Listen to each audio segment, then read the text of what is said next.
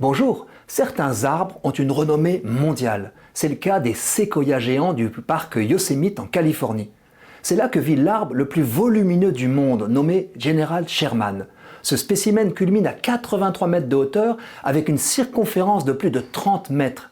Il paraît que tant qu'on ne s'est pas retrouvé physiquement au pied de tels arbres, on n'a pas idée de leur dimension. Les films ne suffisent pas.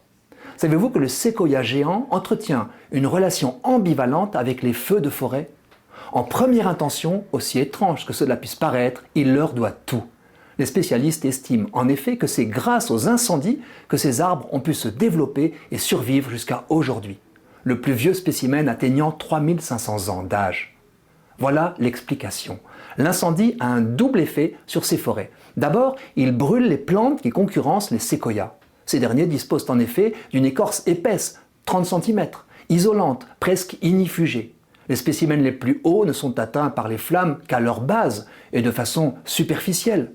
Le nettoyage saisonnier par le feu contribue donc à leur bien-être, dans la mesure où, bien sûr, l'arbre n'est pas embrasé.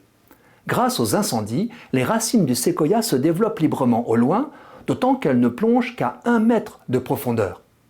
Précisons que les incendies dont nous parlons ne sont pas nécessairement anthropiques, causés par l'homme. Ils surviennent au cours de la saison sèche, après les orages, à cause de la foudre. Comme le chêne-liège, chez nous, le séquoia est classé parmi les plantes pyrophiles, celles qui tirent profit du feu pour se développer, se propager, voire se reproduire. C'est la seconde raison de l'amour de notre séquoia pour le feu. Son cône, bien verrouillé, doit attendre la chaleur intense du feu pour éclater, libérer les graines et les disperser. Vous avez bien entendu, les séquoias géants attendent le feu. La chute de leur reproduction au XXe siècle serait même liée à la raréfaction des feux de forêt à cause des activités humaines. Ce constat a toutefois ses limites, car des incendies trop violents peuvent tout ravager, et ce fut le cas en 2020. Des milliers de séquoias géants sont partis en torche. Beaucoup ont péri.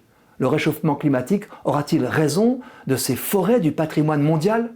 Un nouvel élément dans la résilience de ces monstres a été découvert. Les chercheurs ont constaté que finissent par jaillir de certains troncs calcinés que l'incendie laissait pour morts de jeunes pousses vertes. Elles émanent de bourgeons profondément enfouis sous l'écorce depuis des siècles. Gorgés de substances nutritives, ils semblent prépositionnés pour faire repartir l'arbre en cas d'incendie sévère. Ainsi s'expliquerait la longévité des spécimens plusieurs fois millénaires. Il y aurait presque de quoi faire sourire en voyant les soins que l'homme apporte aux grands arbres quand passe l'incendie. Désherbage à leurs pieds, arrosage de leur base, enveloppement de leurs troncs avec des feuilles d'aluminium. C'est ce qui a permis en 2022 de protéger tous les séquoias d'une zone traversée par les incendies. En tout cas, le séquoia géant est par excellence la plante phénix. Il se joue du feu et c'est une bonne nouvelle.